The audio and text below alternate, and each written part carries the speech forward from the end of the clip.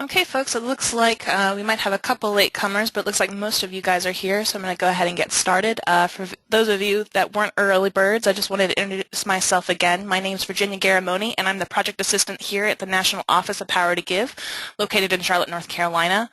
The first thing I want to do is just launch a couple polls so I can get an idea of who's joining us here today. So here is my first poll. So the question is, which of these phrases best describe your organization's use of social media? First is, we have an effective and fully integrated social media campaign. We've tried social media promotions a few times, but not consistently. We're new to social media and would like to learn more. We're skeptical about the effectiveness of social media, or we don't know or plan to use social media to promote our cause. So let's see. Just looking at what the numbers are coming in right now, it looks like most of you guys have a really active, robust program that's fully integrated in your marketing. And let's see, I think that's pretty much everyone, so I'm going to go ahead and close this poll and share it with you guys. So again, you can see most of you guys are having an active and fully integrated social media. A handful of you guys have tried social media in the past, and then just a few of you guys, about 10%, that are brand new to social media. So hopefully we've got a little bit of information for all of you guys. So let's start with my second poll here. And this one's asking, how many Power to Give projects has your organization posted in the last 2 years? 1, 2 or 4, 5 to 8, 9 or more, or I don't know. Well, it looks like we've got a lot of return people. It looks like about 50% of you guys have posted at least 2 to 4 projects. About a third of you guys have posted 1, and then it looks like there must be a few new to staff. And they're not sure how many have been posted. Let me just see. It looks like most of you guys have voted, so let me close this and just share the results with you guys. So like I said, most of you have at least posted 2 to 4 projects.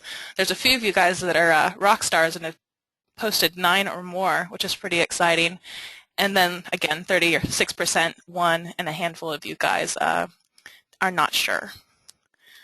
All right, so my final poll here. So this one asks, our organization used Power to Give more if we had more staff time for Power to Give, we had more buy-in from every level of our organization, we had more prospects to promote our projects, or there were more matching funds available on Power to Give. Just looking at the numbers, it looks like a lot of it is staff time and also matching funds. Let's see, I'm going to give it a few more seconds for you guys to vote. All right, I think we're in pretty good shape. So let me just share those results with you guys. So again, you can see 55% of you guys would be posting on Power to Give more if there was more staff time available. 9% is looking for that buy-in from every level of their organization. 41 if they had more prospects to promote your project to, which is great, welcome, because that's what we're here for, is to find new donors. And then finally, 50% of you guys would post more often if there were more matching funds available. So that's all really interesting. It sounds like a really good group of people today on the call.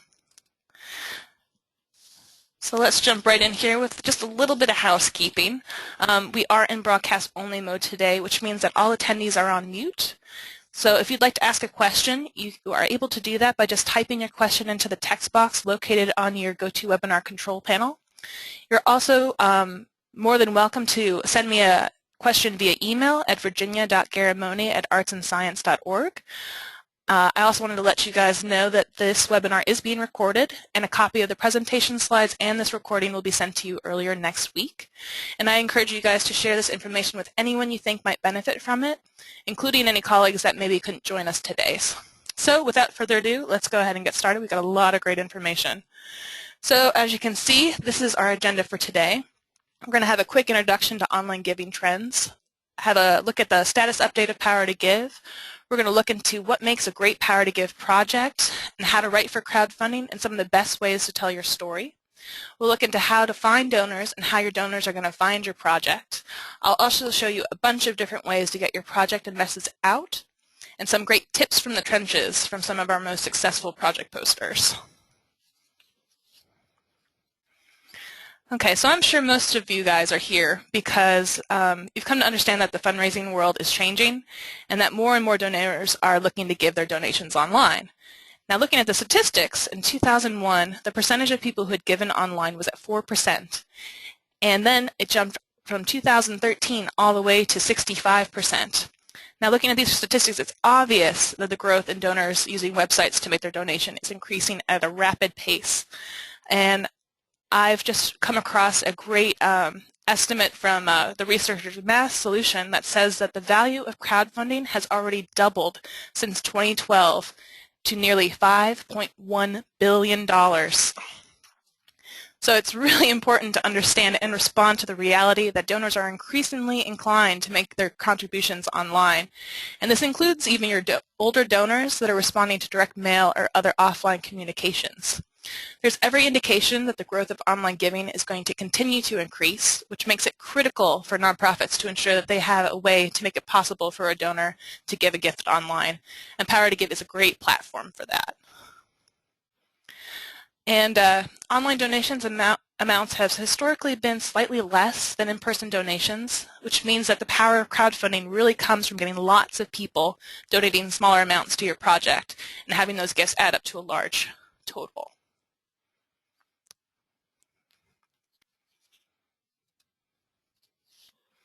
So let's look at some crowdfunding facts, specifically from Power to Give. A project on Power to Give generally is active on the site for about 67 days. And since most projects have 90 days to reach their funding goal, this tells us that the promotion at the 30-day mark is really critical, since it should tell you that you're nearing your halfway point of funding. And it's a proven fact again and again that once you raise the first 30% of your goal, you have a 90% success rate of reaching your funding goal. Think of it this way. People like to be a part of something that's really popular and succeeding. As I like to say, success breeds success. And psychologically, the measure of how successful a crowdfunding project is just over 30%. It seems to be the tipping point where people think that, hey, you know, this project is really on its way to getting fully funded. And very few people are comfortable being the first person to donate to a project. So every project you post really needs leadership support before it even goes out to the public. Like I said, people really hate being first movers, and generally speaking, about 15 to 20% of your campaign goal should be from donors that have already committed to being the first donors to your project when it goes live. And when people see those donations right away, it gives a bit of legitimacy to your project and shows other potential donors that this is a project that's well on its path to reaching its funding goal. And then the last statistic I want to point out is that we find that the average successful project on Power to Give is about $5,000. So even though it might be tempting to ask for the maximum budget, which in most communities is about $10,000, I think it's better to be modest at first in your funding goal. And remember, you can always ask for larger amounts with your next project when you're a little bit more confident in your donors' engagement with your organization and maybe more confident in reaching those first-time donors. You can look at our coverage map here, and you can see that Power to Give is currently in 24 communities across the country. In aggregate, we've raised over $7.3 million that has supported more than 2,700 projects. Matching funds represent about 45% of the funds raised on the platform, which means that there's a lot of healthy matching funds out there. And we've processed over 31,000 donations. The average gift on the site is about $130. And the most frequent gift is about $50. In Charlotte, 45% of our donors are brand new to the posting organization, which is a really exciting statistic. And nationally, 34.4% of donors give more than one gift on the system. We find that if you thank your donors and keep in touch with them, you can really turn these first-time donors into loyal supporters of your organization. So how will your donors come? Well, your site hosts, they are going to be the ones that are promoting the Power to Give brand in your community. They'll usually have a web link on their homepage. They'll send out a lot of different email messages talking about the platform and all the different projects that are available for funding. They'll talk up the Power to Give platform on their Facebook and Twitter feeds. They'll also reach out to media and work with their PR team to make sure that media attention is getting focused on Power to Give in their community. Your Power to Give admin host is also there for technical support and is there to help guide you during your project design. And they're also going to be looking out for matching funds for you to help your project and the donations to go a little bit further. Just want to double check I don't have any questions real quick. Okay, it looks like you guys are good. Wait, Vicky's got a question. What do you mean by new donor? As in a completely new donor to the organization? Or it may be an existing patron who's a first-time donor? I think I understand the question. So that 46%, or what was it, 45%, is coming directly from the organization, that the name on the donor list is completely new to them, that they've never had them give a gift to the organization. They may be what we call a cultural consumer, so they may have bought tickets in the past or been an attendee of an event, but they had never given a personal gift. So that's what that 45% is for the new donors. Okay. And so the next question is, how else is your donor going to come to your project? Well, as an organization, you are really responsible for your project, and if you don't promote, you're kind of guaranteed to fail. Post it and they will come is not a strategy. Do not think of Power to Give or any crowdfunding site like a shopping mall. You don't just post a project and think a bunch of browsers with credit cards in hand are going to say, hey, what project am I going to fund today? Even the biggest crowdfunder out there right now, Kickstarter, sees less than 5% of their donations coming from people the poster doesn't know or is outside of their circle. I've got another question coming through from Kate. It seems like our host org has given up on matching funds, and it really hurts. Any tips to get more funds going? I know the admin over there, and I'm a little surprised to hear that, but I can actually reach out to them and kind of give them a bit of a tip, because we do find, again, that most activity on the site is happening when matching funds are available, and we do find that that is really important. But one of the things you can think about is if you, say, have someone on your board or perhaps a really enthusiastic donor that wants to give a large gift for your projects in the future, what you can do is you can have an internal matching fund. So it's a matching fund that sits on the site and is just for your organization. And then that way you can still go to your donors and say your gifts will be matched, dollar for dollar, 50 cents on the dollar, whatever the agreement would be. And we do find that sometimes that's really a successful strategy if, for whatever reason, the host organization does not have matching funds at the time. So something to keep in mind. So obviously crowdfunding is a new way to fundraise, and it comes with its own unique challenges. And a new platform always takes some getting used to. But to be honest, it's really not that different from general online funding, which a lot of nonprofits have been doing for years. Basic fundraising principles don't go out the window. This is still all about having a compelling story and building relationships. I've heard from a few organizations that say, hey, we've tried it once, it's not for us. But I always let these users know that even if their first project was not as successful as they'd hoped, it doesn't mean they should give up on crowdfunding altogether. Think of these early projects as a learning experience to find out what messages really resonate with your constituents and how you can improve your campaign next time. And I've also heard from some nonprofits that their constituents do not use social media. This is most likely wrong. Pew Research Internet Project tells us that as of January 2014, 74% of online donors are using social networks, and these are older adult users. And the other thing to keep in mind is that crowdfunding does require some new thinking. You need to learn to design projects that are really engaging and unique. You may need to learn to write for the web, which means writing briefly and compelling narratives. And you should also think about incorporating Power to Give into annual program plans. And by posting 2 to 3 projects per year, You can build up your momentum and keep Power to Give really front of mind with your donor base. Vicky's asking about matching funds, and she's asking, are admin fees are assessed through internal matches though? It changes from organization to organization. Here in Charlotte, if a group has internal matches, we do not apply that admin fee to the match because generally the gift is given directly to the organization, so we never see that money coming through. So you would want to speak with your site hosts, but generally no, admin fees will not be applied to internal matches, which again is a kind of a bonus of having an internal match.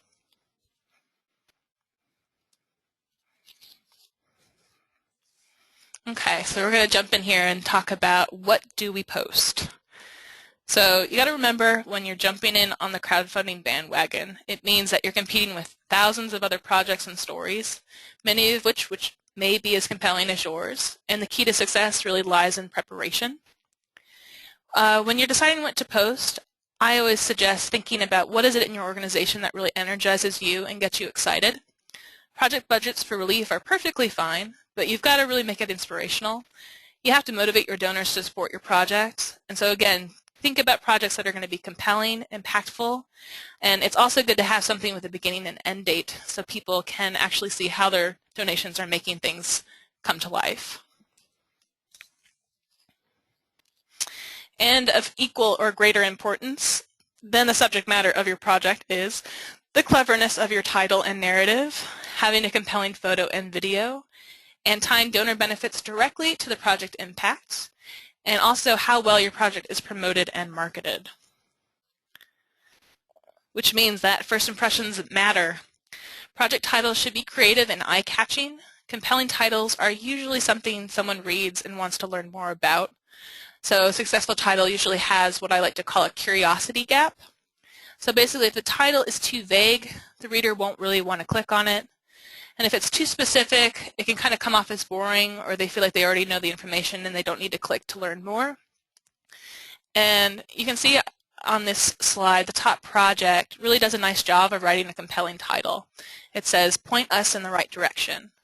So the title lets us know that it's obviously ballet related, so point shoes, ballet, but it doesn't really tell us what the right direction is. So the instinct is kind of to click on the link to learn more about the project. And hopefully that means that they're going to read all about it and love it and want to donate. The other thing that's really important for first impressions is going to be your project photo. I usually find that they should be colorful and really easy to see. Make the subject really to basically fill this frame and to be really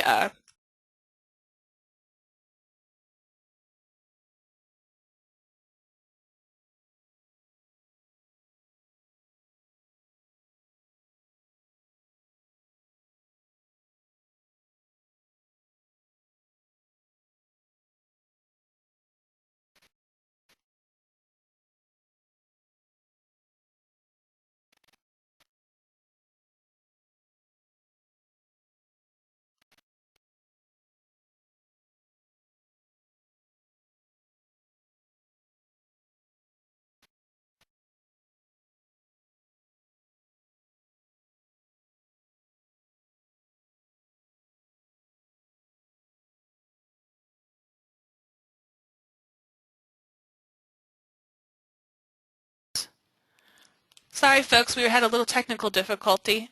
Can someone tell me where you guys last heard before my audio went out? Don't be shy. Colorful photos, still fills a frame. Okay, so we didn't lose you for very long. Yeah, so basically just colorful photos are really good, things that are going to be really easy to see the subject. Square format's going to be your best option because of the way the Power to Give system works. Square format is going to give you the most bang for your buck, and the dimensions of the most ideal project or project image is going to be 250 pixels by 250 pixels. And again, just looking at the two images on this slide, the top one is kind of hard to see. All the subjects are very tiny, whereas the one on the bottom, it's very clear. It's a young girl that is playing a string instrument.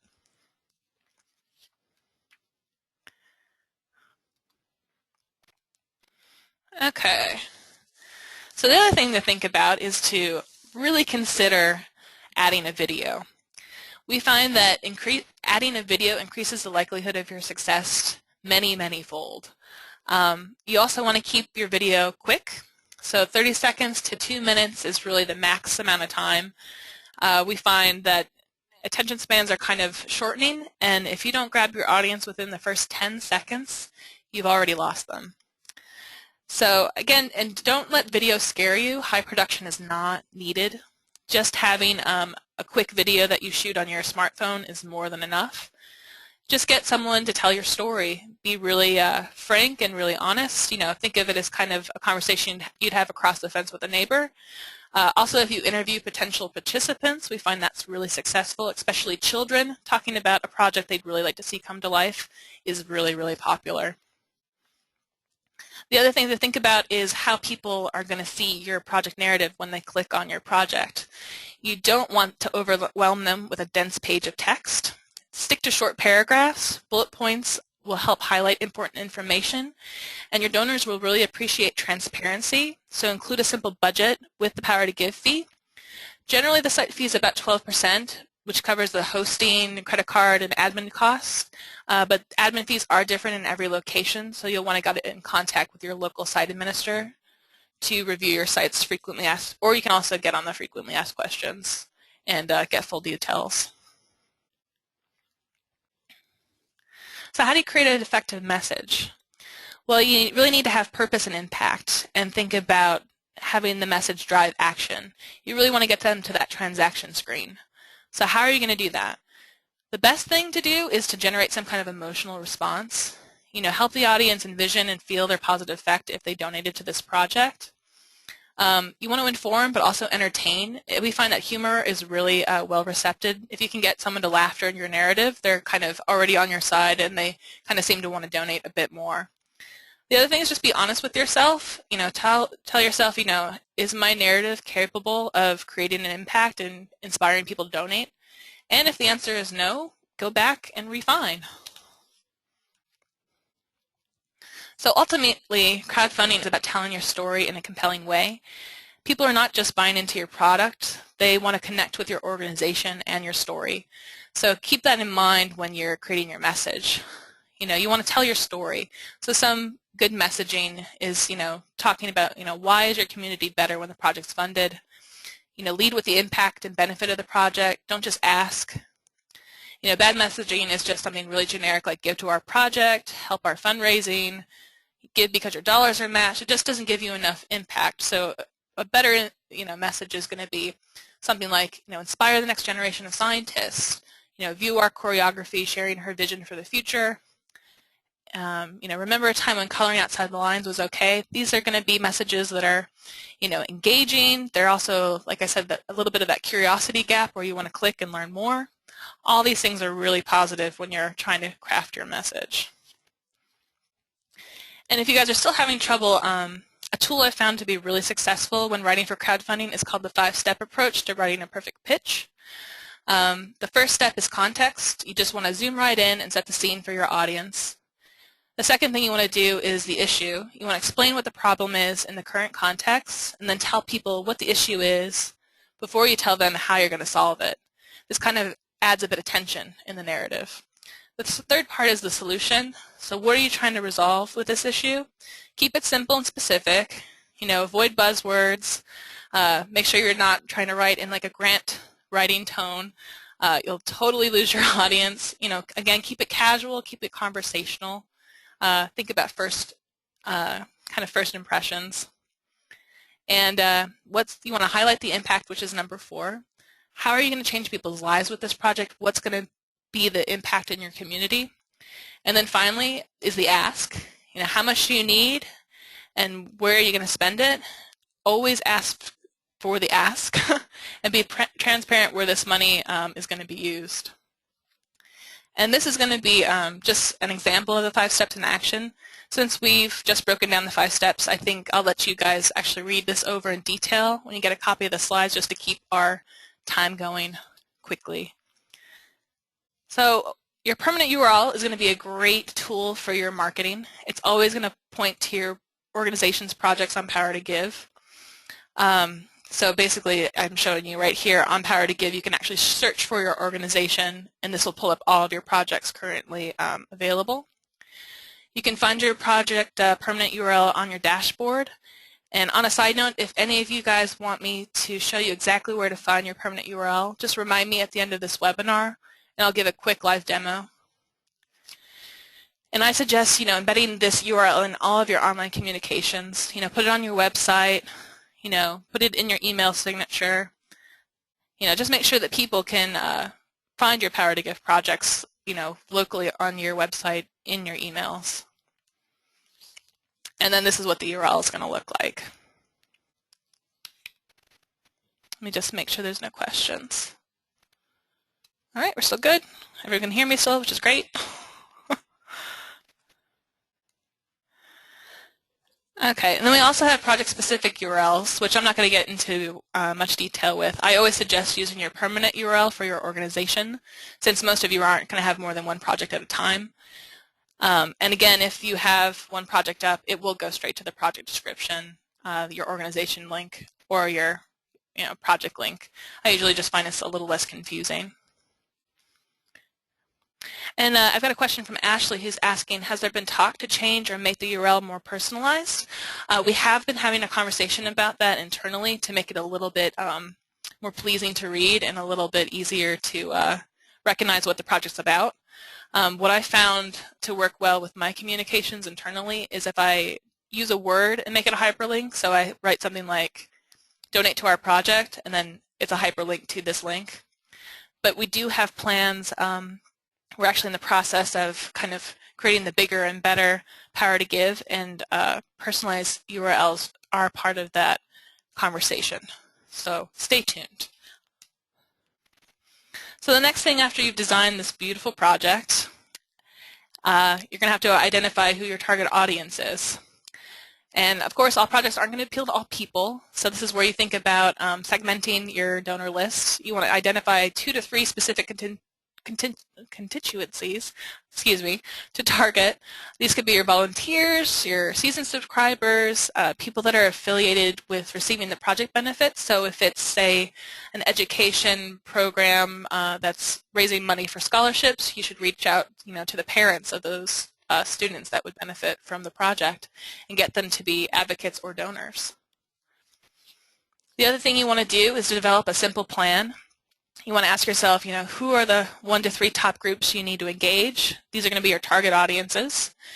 And then within these groups, you want to identify 1 or more project advocates, what we like to call ambassadors. And then you want to think to yourself, well, what do you want each target audience to do? And then you also want to figure out, well, why should they care about the project, and determine what their motivations are going to be. And then finally, you want to figure out, well, how are they going to actually be connecting with your audience and your potential donors? So, for people that are interested, you really need to think about, who are these possible ambassadors? So examples of these would be your creative director, your board chair, your curator. It's important to identify specifically who will carry the message to the constituency you want to reach. You just want to have someone to have a responsibility of getting the message out there. And then this is just going to be a really simple promotion plan. You don't have to spend too much time on it. This is just a simple Excel spreadsheet. And I won't go too far into detail, but it's basically just breaking down, what's the project. For instance, this one's called For Men Only, and it's a project that supports fireworks for the symphony on the 4th of July. One of their target audiences is their board member. There is their board members. Their ambassador is their vice chair. Their call to action is to invite others to support the fireworks and to email the project to 10 of their friends. The message should be something fun and entertaining. The strategy is a personal appeal, so it's one person asking another person to donate. And then the tactics is, again, a real simple email from the board vice chair, and it's going to be specifically after the discussion of a June board meeting. So again, just give everybody all the information they need to make it very, very simple to share your project. And you don't want to forget about the call to action. So for each segment, you're reaching out to what is the call to action. You obviously want them to give to the project. You also want them to solicit others to support the project. You want to include the project in existing social media updates, and you want to talk with your marketing and PR people to make sure that they're building in a schedule for them to send information out about your project. And of course, the gift isn't the only thing you want from them. You also want them to share. And so let's just look real quick about donor prospects. So these are going to be the people that you're going to activate to donate to your project. So just as in a traditional campaign, you should solicit your closest supporters during the pre-launch phase and have them donate again in the first few hours of your campaign to create some momentum. Your primary network, so this isn't rocket science. This is individuals that can easily get you to 30% funding and beyond. So think about your active supporters, your attendees, your ticket buyers. Think about your current donors, but make sure you're not cannibalizing other departments. We find that it's really successful to contact past donors, what we call live months, which is an acronym for donors that gave last year but not this year. We find that they've really been great about reaching out to Power to Give projects. Also, look to your board members, your volunteers and staff.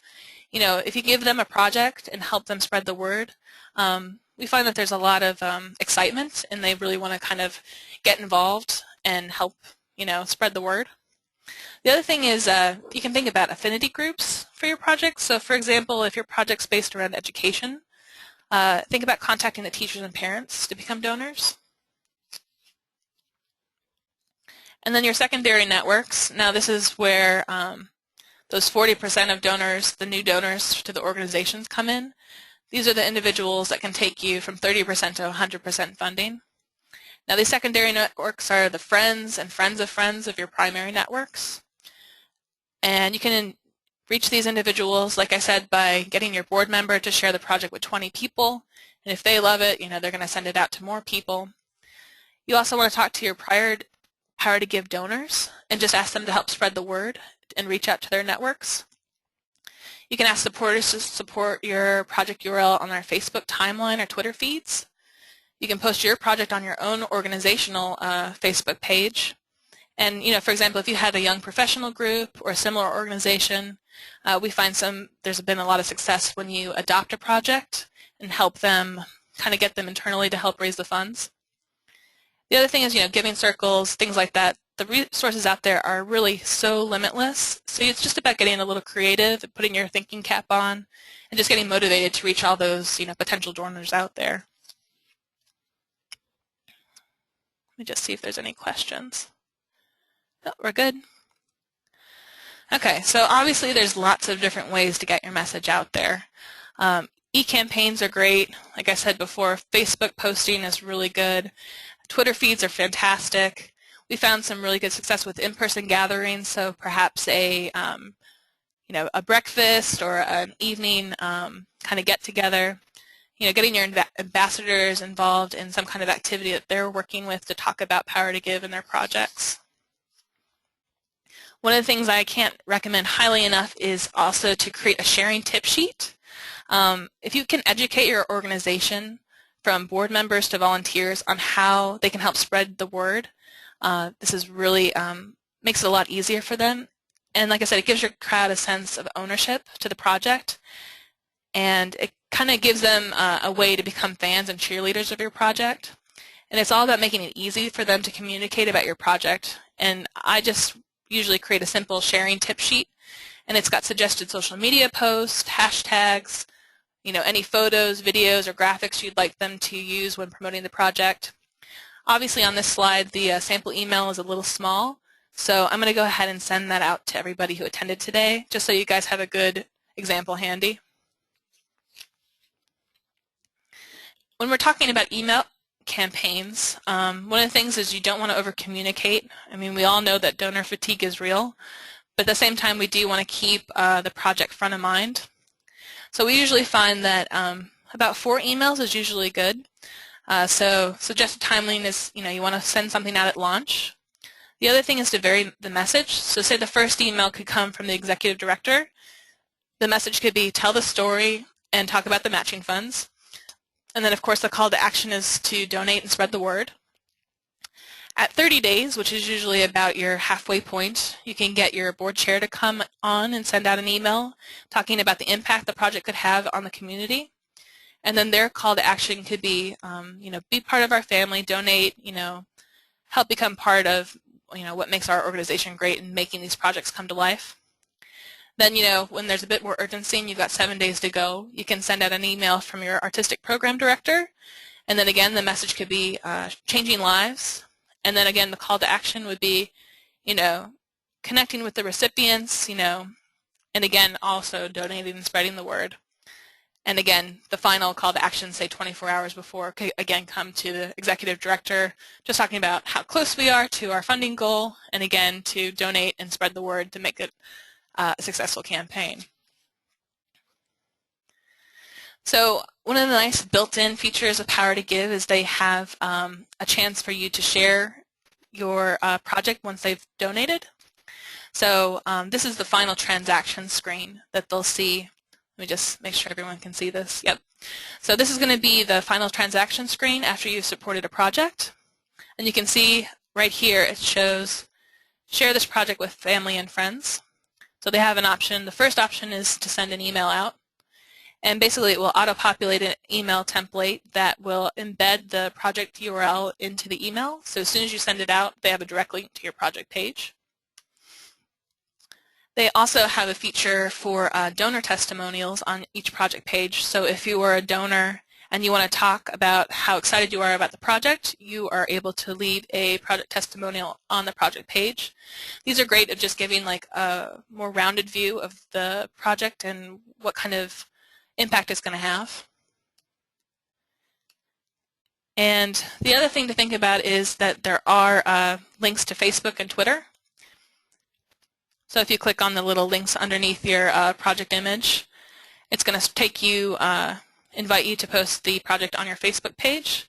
And of course it's going to have a thumbnail of your image in the post, and you also have a place to talk a little bit more personally about the project and why you think it's exciting to fund. The other thing is Twitter is fantastic. We find it's really successful like for last-minute campaigns and efforts because you can kind of do like almost a minute-by-minute, hour-by-hour countdown, and it kind of adds excitement and momentum. And again, if you use any kind of hashtag or tagging Power to Give in either Facebook or Twitter, the national social media site will see it, and a lot of times we will retweet those to our national audience. It's another way of kind of just broadening your reach to potential new donors. I've got a couple questions coming through. I've heard some people talking about they really would like to refresh Facebook campaigns and that sometimes the project pick doesn't come up right away. If that does happen, there's a thumbnail where you can select which thumbnail you want to pick. So if you do just see the Power to Give logo first, if you toggle to the right, it should give you other image updates. But again, we were talking a little bit about a kind of new version of Power to Give that's coming up. One of the real focuses of that is making sure that our social media sharing is beautiful and very streamlined. So that's kind of a top priority as well. And I'll have to talk a little bit with Kate because it sounds like they're having trouble seeing any of their images. So Kate, if you want to stick around at the end of the webinar, if you have time, we can talk a little bit more about that, or I can send you an email later on. And then obviously we can talk a little bit about media coverage because it obviously will help, spread the word about your project. It's always a good idea to create a list of blogs and other media outlets that you think are likely to write about your project. But don't generally expect a news media will automatically pick up your story, especially if you do not already have a relationship with them. I find that if you want journalists to write about your organization, it's about building a relationship. Read their blog, comment on their blogs, comment on their stories, share information with them. Then you become a peer, and they kind of see you not as an opportunist, but as a peer when you send them your press releases. I feel like you get a lot better response. I had someone who said my audio cut out. Is it still working? Oh, okay. A few people have said it's good. All right, I'm going to keep going. All right, now we're going to talk about going viral. Obviously, this is a strange subject. So I want to talk a little bit about going viral.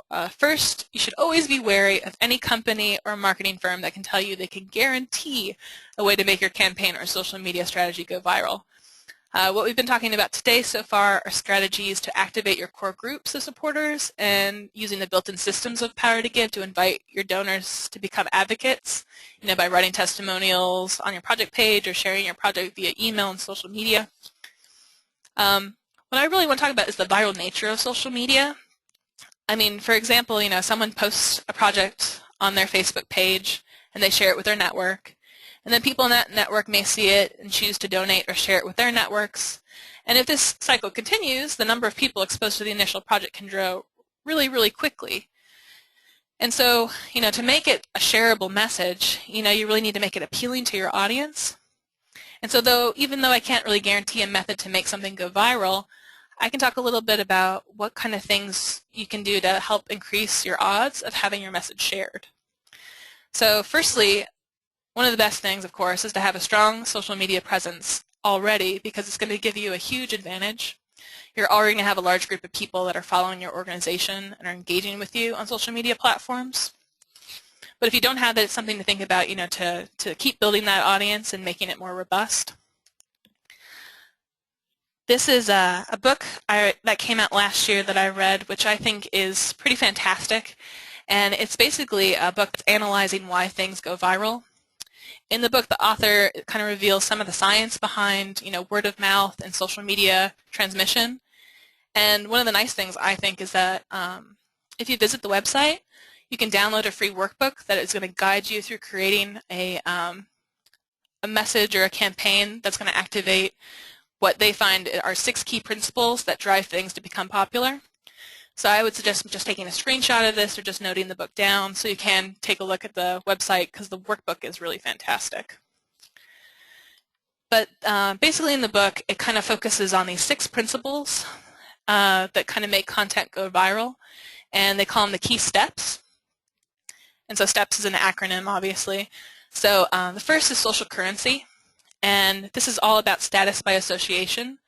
People really like to feel smart, funny, they like to be in the know, so they want to talk about things that portray a positive image. So, for example, with crowdfunding, if they've donated to a project that helps, fund scholarships for kids in need, they're going to feel good about this project and they're going to want to share this information with other people. Triggers are basically just people talking about things that are top of mind, so it's, using subtle reminders. So this is going to tie into your marketing strategy for, people. Make sure that people are seeing it so it's triggering your project in their mind. The next focus is emotion. It's really proven that, when we care, we share. And high arousal emotions like excitement, anger, awe really get people activated. It drives them to either share the project or talk about it with other people. And again, we find that, again and again, that our donors will donate to projects that elicit an emotional response. So if it's funny or if it's heartwarming, they're more likely to donate. And again, public, it's just about, if you see it, if you show it, people will talk about it. So again, this is all about your marketing, making sure that your project is out there and people are seeing it. The next P is practical value.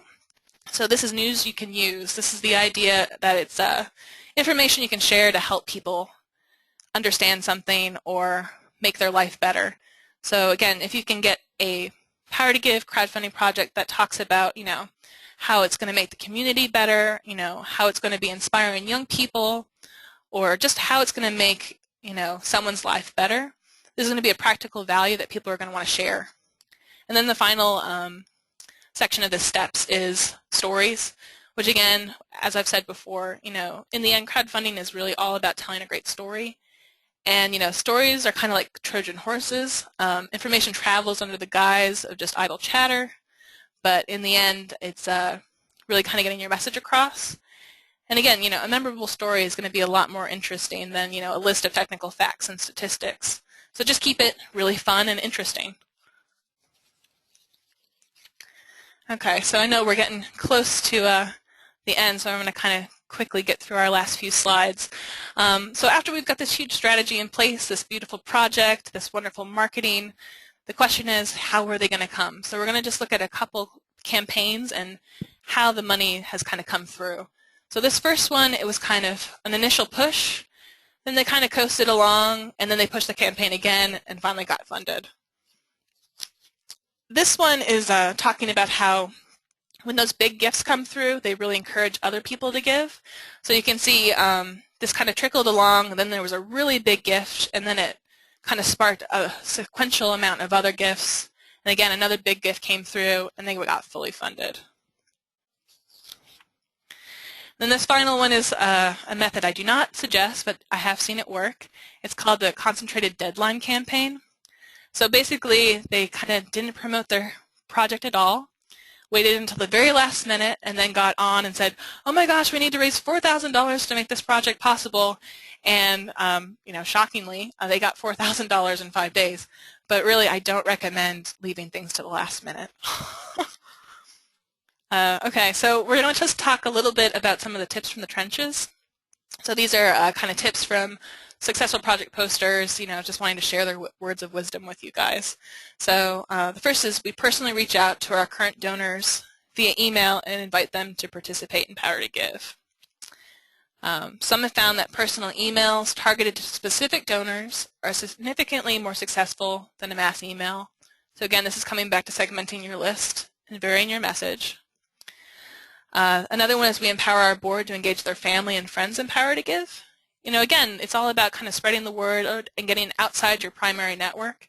So again, getting people, to take a personal interest and get their family and friends involved is hugely successful. This is another tip. We make a point of properly stewarding our donors through Power to Give. In some cases, this has led to significant new gifts to our organization outside of Power to Give. This is what we're talking about when we talk about that 45% of new donors. Think about this as a way to build your donor base, and it's all about, cultivating those relationships, getting them to the next donation or increasing their gifts. The other thing is, think about reaching out to your core community and then emphasizing the impact of matching funds. We talked about this a little bit before, but matching funds are always really attractive for people because people always love the idea that, their $5 donation becomes 10. It's giving them, the organization, a chance to make things bigger and better with less dollars. And then one of our final tips from the trenches is connect the project to the mission of the organization. So in their case, it was better to fund costumes for a play than to fund the electric bill, even though they cost the same amount. It gives their donors a direct connection to the mission, which I wholeheartedly agree with. Projects should also be presented through engaging copy that clearly and easily explains the need. And again, we've talked about this a few times, humor is always helpful. Okay, so one of the other really important tips from the trenches is thank them, thank them, thank them. Fundraisers will usually tell you that donors need to be engaged 4 to 6 times before you ask them to donate another gift. And the nice thing is Power to Give builds in 3 opportunities within the system. So they immediately get a thank you note when they give. We always recommend that when your project posting ends that you reach out and thank all of your donors again for helping them, helping you donate to this project and making this a success. And then the third time is when the project begins. You can reach out to all of your donors and share the impact of this project actually coming about. And then again, just start the stewardish process. Thanking donors isn't just the polite thing to do, it's the smart thing to do. One of the top reasons donors give when asked why they stopped donating is that they were never thanked for their previous gift.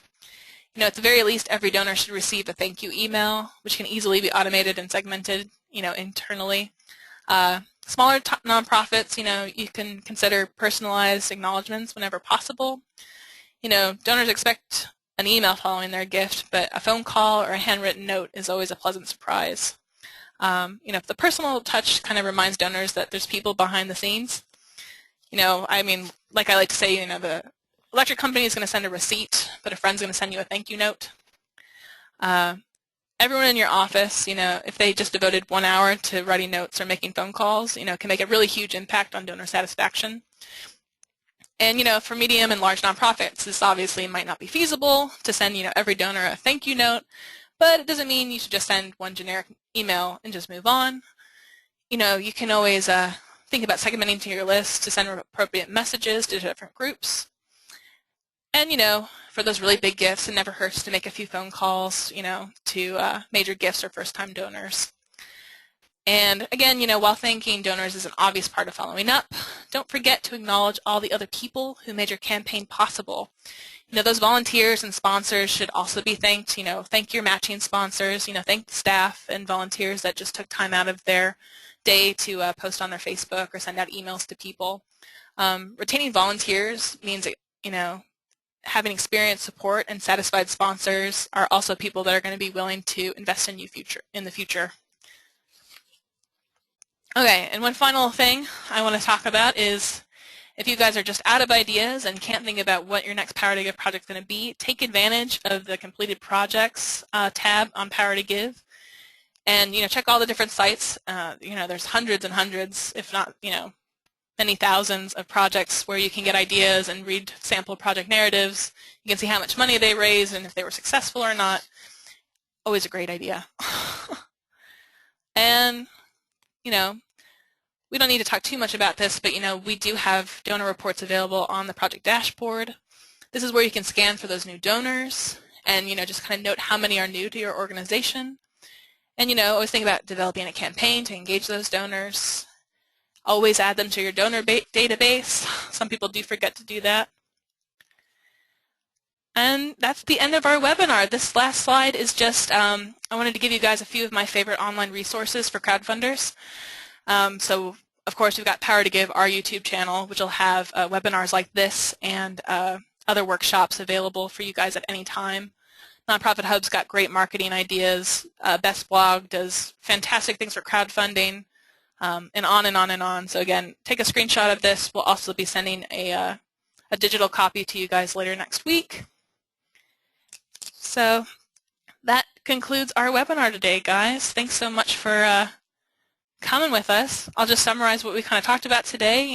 We were talking about designing compelling projects, institutionalizing Power to Give, developing simple but really effective promotion plans, talking about how you can utilize your primary networks to, get your secondary networks involved, the different ways that you can leverage your donors to, spread the word, and, talked a little bit about social media and how you can apply it, and, just, again, engaging donors and cultivating that process.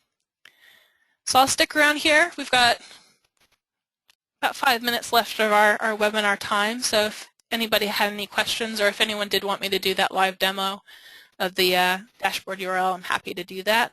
Again, here's my contact details on this last slide. You can contact me anytime via email, or that's my direct line, 704-335-3032. I'm always here to lend an ear, give support, troubleshoot technical issues. So, so glad you guys took some time out of your afternoon or morning if you guys are on the West Coast. So thanks again for joining us, and have a great afternoon and enjoy the weekend. I've got some of my flamenco ballet in Miami coming in who we'd had on a call similar to this. Good to see you again. It's good to see, I see a bunch of familiar faces from the basic training webinar we had earlier this week. So good to hear that you found that useful and wanted to learn more.